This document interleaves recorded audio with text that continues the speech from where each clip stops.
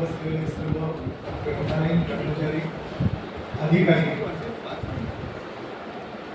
आणि पुस्तकांशी ज्यांची अनेक वर्ष नाळ जोडलेली गेले आहे असे सर्व सत्कृष्ट. अध्यक्षाचं बरं असतं की त्याने कमी बोलायचं असतं. आजचा जो विषय होता सर्जनशीलता आणि सृजनशील यांची मांडणी आज या ठिकाणी जी झाली. पहिल्यांदा ज्या वेळेला उस्मानाबाद उठल्या त्यावेळेला ते असं म्हणाले की आपला आधी तो कोणतो माणूस त्याचं दडपण आपल्यावर येतं, आपले मुद्दे जातील की. माझ्यासमोर तो काय प्रश्न नाही. याचं कारण असं आहे की त्या अतिशय सुरेख बोलल्या, त्यामुळं जे काय सांगायचं होतं ते त्यांचं सांगून झालंय. अशा वेळेला मॅडम दडपण येण्याची काही गरज नसते. पहिल्या माणसानं जे सांगितलंय ते सोडायचं आणि त्या विषयाच्या संदर्भातलं दुसरं काय असेल ते बोलायचं. हा त्याचा विषय. त्यामुळे मी कसं रिकाम म्हणजे अगदी मुक्त आहे. आपण ग्रंथालयातले लोक आहोत. मी सृजन आणि सर्जन याच्या संदर्भात आता काही बोलणार. एक दोन उदाहरण फक्त देणार आहे, पण ती नंतर देणार. मी फार वेळी बोलणार. वाचन या प्रकाराविषयी विचार करताना त्याला एक वेगळा शब्द अलीकडे लोक जोडतात, वाचन संस्कृती. हे वाचन संस्कृती प्रकरण जे आहे ते खूप विशाल आहे. पण मुळात आधी वाचन म्हणजे काय हे बघण्याची गरज आहे. आपल्या जवळच कोल्हापूर जिल्हा आहे.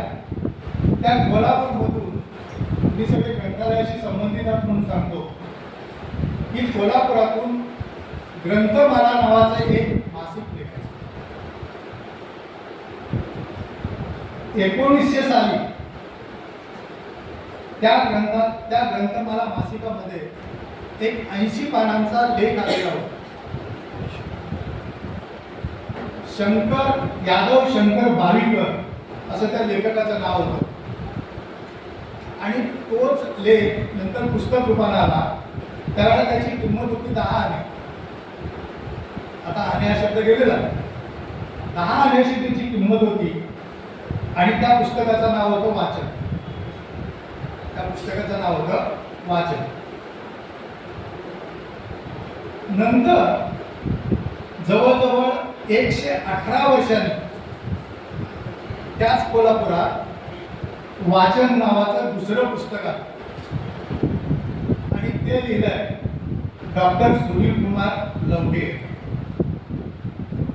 वाचनाचा सांगोपांग ग्रंथालयांच्या दृष्टिकोनातून विचार करणारी ही 2 पुस्तकं आहेत. स्पॅन आहे 118 वर्षाचा जवळजवळ. आणि ही वाचनाचा विचार करणारी पुस्तक आहे. आजच्या युगात सर्वजण जसं बोलतायत की संवादाचं माध्यम बदललंय, पण मी निश्चित सांगेन की चिरकाल टिकणारं संवादाचं माध्यम जर असेल तर ते पुस्तकच राहणार आहे. पुस्तक हा माझ्याही आनंदाचा पासवर्ड आहे. एक तमिळ कवी आहे, त्यांनी ग्रंथ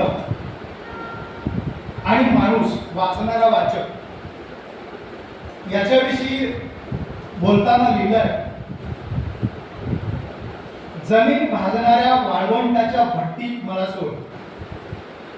जमीन भाजणाऱ्या वाळवंटाच्या भट्टीत मला सोड. मी तिथं राहीन.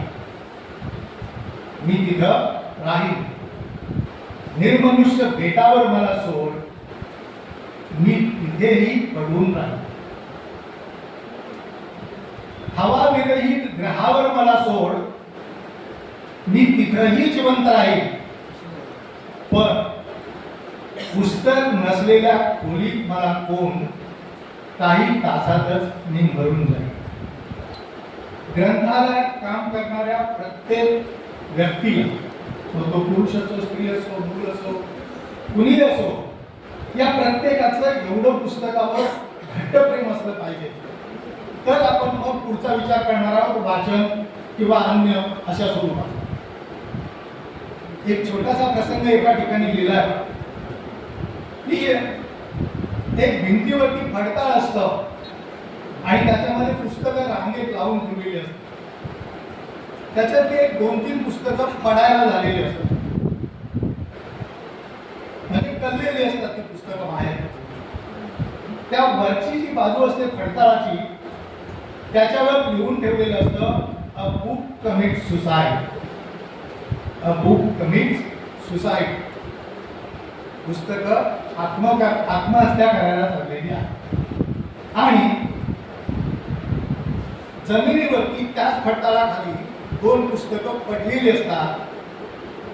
तिथेही एक नोट लिहून ठेवलेली असते, every time you watch those सास बहु सिरियल्स ऑन टीव्ही. अशी आता आमच्या पुस्तकांची अवस्था. अशी आता आमच्या पुस्तकांची अवस्था. पण वाचन तरीही महत्वाचं आहे आणि तरीही पुस्तक महत्वाचं आहे. आज महाराष्ट्रामध्ये अनेक प्रकारच्या गोष्टी सुरू आहेत. मगाशी तर ज्या वेळेला अनुदान मिळणार असं सांगितलं त्यावेळेला टाळ्या वाजल्याच पाहिजे. पगार कमी अशा प्रकारच्या चर्चा झाल्या. हे 5 सालापासून आपण मागणी करतो, ते अजून झालेलं नाही. तेही दुःख आहे. पण एक शंका माझ्या मनात येते. आमची पिढी ज्या वेळेला शिक्षक म्हणून कोकणात आली त्यावेळेला आमचे पगार होते 700-900. तरी सुद्धा आज कोकणात तुम्हाला ज्या विशाल इमारती शिक्षणाच्या दिसत आहेत, त्या सगळ्या इमारतीसाठी ज्या शिक्षकांनी सुरुवातीला काम केलं ते 900, 1500, 1700 रुपये पगारावरच केले. त्यांनीच इथली वीट चढवली आहे, त्यांनीच इथल्या इमारती बांधल्या आणि ते सगळं आनंदाने शिकवलंय. आज मगाशी ज्या शिक्षण अधिकाऱ्यांनी या ठिकाणी नाव घेतलं, राजन गवस, मी ज्या वेळेला 238 रुपये मला पगार होता त्यावेळेला तो माझा विद्यार्थी होता. आज तो लेखक झाला, मोठा झाला. ही समाधानाची बाब आहे. माणसं निर्माणच मित्रांनो करायची असतील तर आपण आलिया घटना सुद्धा करू शकतो. याचा अर्थ मी असं सांगणार नाहीये की तुम्ही वेतनाची मागणी करू नका.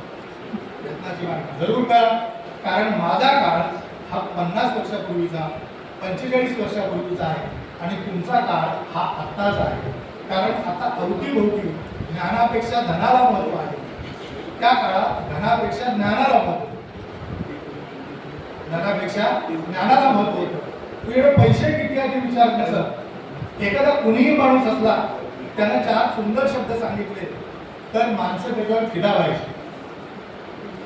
अशिक्षित आज्ञाबाईच्या गोष्टी ऐकायला एक ओढा पलीकडं क्रॉस करून दिला. हे ते चित्र होतं. महाराष्ट्राची अवस्था काय आहे तेवढं फक्त 2 मिनिटात सांगतो. महाराष्ट्रात एकंदर 44,000 महसुली गाव आणि 12,000 ग्रंथालय, 12,000 प्लस असतील, 12,000 ग्रंथालय आहेत.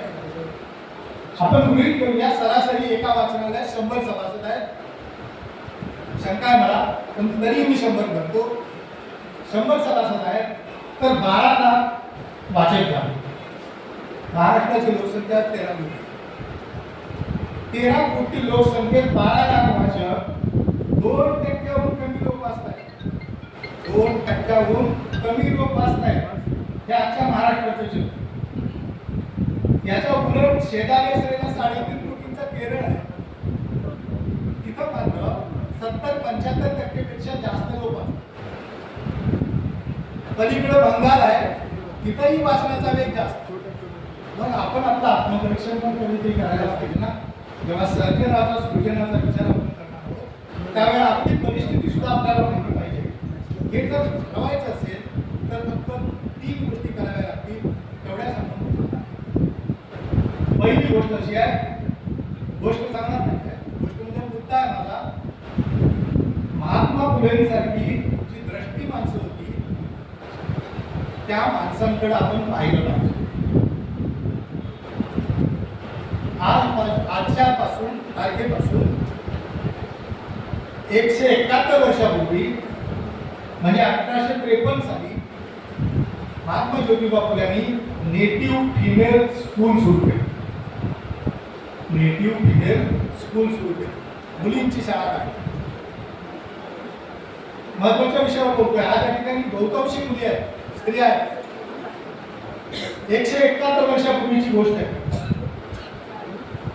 पहिली बॅच ज्या वेळा निघाली, आज जसं आता या ठिकाणी आपण त्यांचा सत्कार केला उत्तम वाचक वगैरे म्हणून, तसाच त्या मुलींचा सत्कार करण्यासाठी एक इंग्रज अधिकारी आल्या होत्या. त्यांचं नाव होतं E.C. जोन्स. त्या बाईंनी कपडे, खेळणी, भेटवस्तू असं सगळं मुलींना दिलं. एक मुलगी अशी होती, ती म्हणाली की मला हे काहीही नको. ती फुलांच्या जवळ गेली आणि तिने सांगितलं माझ्या शाळेसाठी मला अभ्यासक्रमाच्या व्यतिरिक्त असलेलं एक वाचनालय. फुले अवाक झाली आणि फुलेंनी 7 दिवसाच्या आत त्या शाळेला पहिलं वाचनालय देऊन टाकलं. फुले शासक होते त्या शाळेचे, त्यांनी काढलेली ती शाळा होती. आपण महात्मा फुलेला एक 4-2 प्रकारासाठीच आठवतो, पण नाही. फुलेंनी केवढं चौफेर काम केलंय. उत्तम शासक होते ते. आज इथून आपण पुण्याला निघालो की ज्या कात्रजच्या बोगद्यात आपण घुसतो तो बोगदा महात्मा फुले बांधला. अख्ख्या पुण्याला जे पाणी मिळतं ते खडकवासला धरणाचा पाया पुण्याने काय काय करेल. एवढी मोठी इकडूनचं माणसं. त्या महाराष्ट्रात शासक चांगले पाहिजे एवढंच मी म्हटलंय. त्याच्या पलीकडे मला काही नाही. दुसरं एक मुद्दा आहे, प्रबळ देणगीदार पाहिजे. देणगी देताना आता अलीकडे केवढा उदो म्हणजे शाळेची देणगी जर एखाद्या कार्यक्रमात मुलांना बक्षीस म्हणजे चांगला कार्यक्रम केल्यावर आपण दिलं बक्षीस, तर त्याच्या 10 वेळा घोषणा. अमुक अमक्याने 50 रुपये दिले, अमुक अमक्याने 100 रुपये दिले. मी ज्या वेळा शाळेत शिक्षक होतो त्यावेळेला मी शाळेतनं बंद केली. द्यायची आहे देणगी ना शाळेकडे द्या, त्या मुलाला देऊ, पण त्याची जाहिरात नको. तुम्हाला जर समजा मी प्रश्न विचारला, गेल्या 1000 वर्षात सबंध भारतामध्ये निर्माण झालेले 2 देणगीदार किंवा 2 शेठची सावकार सांगा असं तुम्हाला सांगितलं तर तुम्ही सांगा? नाही सांगता येणार, अवघड आहे. पण हे 2 शेठ किंवा सावकार कोण होते? ज्यांची काडीची ही अपेक्षा नव्हती पैसे देताना, असे ते लोक होते. महाराणा प्रताप याला युद्धात स्वतःच्या अस्मितेसाठी तो लढतो म्हणून त्यांना भयत करणारा एक शेठ सावकार होता. त्याचं नाव होतं भामाशाह. आणि ज्या भारतीय स्वातंत्र्यासाठी स्वतःच्या प्राणांची आहुती दिली असे महात्मा गांधी त्यांच्या पाठीशी होते. बिर्ला हे 2 मोठे शेठ होते. त्यांच्याकडे ह्यांना त्याच्यातून काही नको होतं. देशाच्या स्वातंत्र्यासाठी चांगल्या कामासाठी पैसा होता. भामाशाहांनी राणा प्रतापसाठी पैसा होता. असे देणगीदार जर ग्रंथालयाला मिळाले तर आजची ग्रंथालय आम्हाला पगाराची मागणी करायची असणार नाही. आणि शेवटचा मुद्दा तुमच्या जवळ मी मगाशी तुम्हाला माझं उदाहरण सांगितलं म्हणून तुम्हाला विनंती करतो की ग्रंथालयात असणारा कर्मचारी यानं उत्तम सेवा असलेल्या परिस्थितीची दिली. नरेंद्र रांजेवार नावाचा एक माझा मित्र होता. तोही ग्रंथपाल होता बुलढाण्याचा. ते बिचारे गेले. मी बिचारे वेगळ्या अर्थाने म्हणतो की या सगळ्याशी भांडून त्यांनाही काही मिळालं नाही. आम्ही सगळी चळवळीतली माणसं आता विचारतो कारण इतकी वर्ष मागणी करून आपल्याला काहीच मिळत नाही. त्याने एक कविता छोटीशी लिहिली होती. ते म्हणतात, ग्रंथपाल हसतो तेव्हा ग्रंथालय होते एक कृपा. ग्रंथपाल हसतो तेव्हा ग्रंथालय होते एक कृपा, न कोंबेचणाऱ्या असंख्य फळांनी भर. माझी तुमच्याकडनं काही अपेक्षा नाही, तुमच्या सगळ्या मागण्या मागण्या सगळं मागणं, पण तुमच्याकडे आलेला जो वाचक असेल, मूल असेल, त्याच्याशी हसून बोला, त्याला सुंदर रीतीनं चांगलं कुठलं पुस्तक आहे ते काढून द्या. एवढं जरी आपण केलं तरी सुद्धा पुढचे वाचक वाढायला काहीही हरकत नाही. आणि सत्यशेवटी पुस्तक आपण का वाचायची, सृजनाचा आनंद आपण का घ्यायचा, तर आपला आनंदाचा जो इंडेक्स आहे तो वाढला, आलेख वाढला पाहिजे. 156 देशांचा सर्वे झाला भारतामध्ये, तर जगात भारताचा नंबर 139 आहे. आनंदी लोकांच्या देशात 139वा नंबर, 156 पैकी 139. हे कोण आहे देश? अहो एवढे त्या स्वित्झर्लंड आहे, इंग्लंड आहे, आईसलँड आहे, नेदरलँड आहे, असे देश आहेत. पण हे देश कशावर उभे आहेत माहिती आहे का? त्याचं उत्तर त्यांच्या सृजनाने सर्जना. या देशाने पंचसूत्रीचा कार्यक्रम राबवला. त्याला पहिला जो मुद्दा आहे तो फॉरेस्ट थेरपी नावाचा. दिवसाला ती माणसं 1 तास झाडांच्या, पाडांच्या, फुलांच्या, फळांच्या, प्राण्यांच्या, पक्ष्यांच्या सहवासात. प्रत्येक माणसाला सक्ती आहे फॉरेस्ट थेरपी. दुसरा आहे सनबाथ किंवा मसाज. सूर्यप्रकाशात राहिलं पाहिजे, सूर्यप्रकाशात राहिलं पाहिजे. आणि तिसरा जो मुद्दा आहे तो आहे आनंदी संसार घरात असला पाहिजे, प्रत्येक घरात. चौथी गोष्ट आहे, हा सगळ्यात महत्वाचा कळीचा मुद्दा आहे, तो म्हणजे ज्याच्यावर कायम सगळीकडे चर्चा होते, तिथले लोक समाज माध्यमांचा वापर 0.1% करतात. 0.1. आमच्याकडे 8 तासापासून 12 तास आणि 15 तास सगळं तिथंच असतं, पण 0.1%. आणि सरतेशेवटी हे सगळं ते करतात म्हणून त्यांच्याकडे वेळ असतो. म्हणून 5वा मुद्दा आहे वाचन. ते उत्तम वाचन करतात. उत्तम वाचनानं निर्मितीच्या ज्या काही कल्पना असतील त्या निर्माण होतात. आणि मग मॅडम मला शिकवल्या त्याप्रमाणे त्यांचं सर्जन होतं. मलाही असं वाटतं की संबंध भारतात एक अतिशय महत्त्वाचा माणूस आहे, तो म्हणजे मी ज्यांना मलाही आवडत आहे, गुलजार असं त्यांचं नाव. गुलजार आणि शेवटी एक छोटीशी कविता लिहिली आहे. त्या कवितेत ते म्हणतात, मित्रांशिवाय सारा दिवस कसा बसा ढकलला.